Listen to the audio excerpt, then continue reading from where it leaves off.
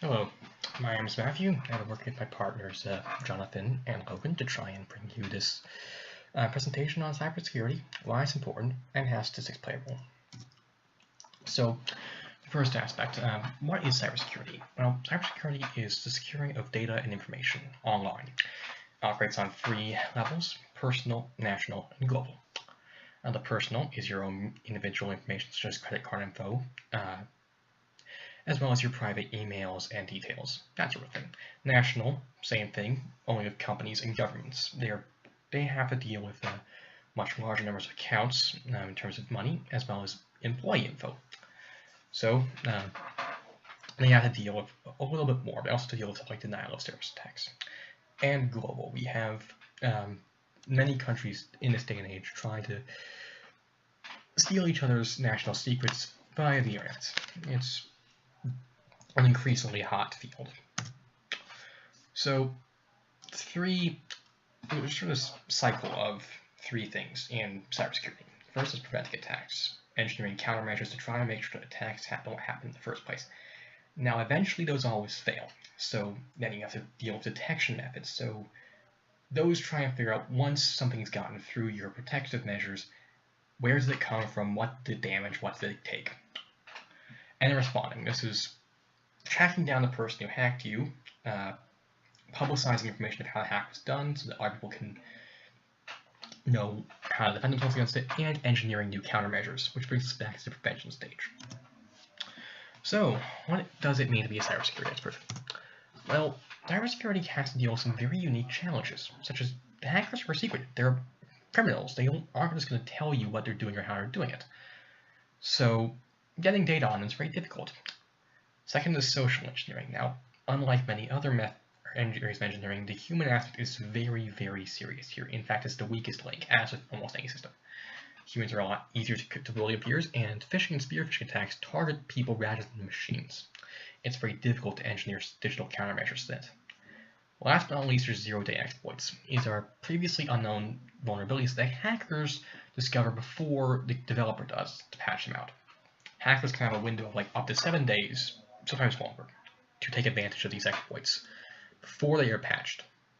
So how do cybersecurity experts do what they do? Well, the first thing is they use honeypots. These are decoy servers with false information and fake data used to lure in hackers.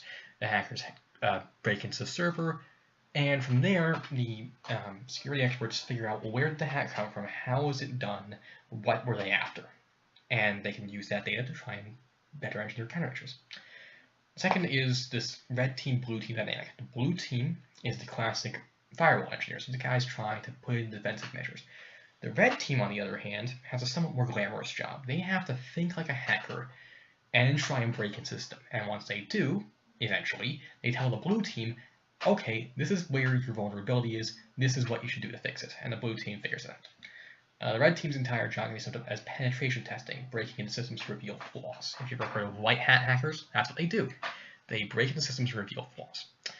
Bug bounties are a huge aspect of that. You can get freelancers who basically will find flaws in websites or security measures or anything, send it to the company in charge, and the company pays them because they just told them about a major vulnerability that they can now take care of. So statistics, how are these dealt with in the field? Well, first up is network analysis. This is figuring out where attacks came from, analyzing the spread of viruses, trojans, worms, etc. And you can figure out whether traffic is malicious or not. Machine learning. There's various modes of it, but they can rely on improving, basically machines that will improve themselves based on the data. It's complicated, we'll get into that later in the presentation. And cryptography. There's a lot of mathematics involved in cryptography, which can be taken advantage of by cybersecurity experts. So first, let's figure out why we would use statistics and how we would use it. Well, determining the likely forms of attack, assessing the risks and vulnerabilities, and prioritizing defenses. So, for example, spear phishing. This is some data on spear phishing released by CloudMark Incorporated. They're a communications specialist in cybersecurity. That a friend of mine works in. This data is about a year old, but it's still valid. This is information on spear phishing, which is single target phishing attacks meant to convince someone to get you access to give you access to someone you're not supposed to do that. And so if I'm a security expert working for a company trying to keep your network secure, and I look at this data, I immediately say to myself, wow, spear phishing is a threat. I need to make sure that, one, I'm just send out a brief memo to all the employees saying, okay, this is what to look for in spearfish, in case you might be being spearphished. Don't fall for this. And also that I should probably try and come up with some network countermeasures to deal with spear phishing. So network analysis. This is basically we collect real-time data, and such as IP addresses, data requested, ports being accessed. Anything that looks suspicious can indicate attack, and we have to look at this in real time. We can also model it to try and figure out what patterns might be malicious. Say someone broke into the network. We figure out what the pattern of access and the IP addresses and that sort of thing was before. And we'll say, okay, when you're accessing this port, this port, and this port, anyone who accesses these ports in this sequence might be malicious. Applications, automatic attack detection response systems, and ability to monitor wide networks automatically. Pretty useful. So the data. Accurate models depend on quality data. But it's difficult to gather quality data. This is where honeypots come in, again, as I mentioned earlier. This is a very tricky part of it. So models for the systems, we have currently the two preferred models are sequential hypothesis testing and the Bayesian network. The Poisson process is not very well liked. It's not accurate. And sequential hypothesis testing is slowly becoming less effective, but it works. So applications. The data models can be used to model the spread of Trojans, worms, viruses, etc. In fact, the analysis techniques used here are very similar to those in bioinformatics used to monitor epidemics. We can detect anomalies in the network and respond, analyze traffic for a very large number of clients and very large number of users, and modeling risk and uncertainty. Machine learning. So the one thing better than analyzing data yourself is having a machine do it for you.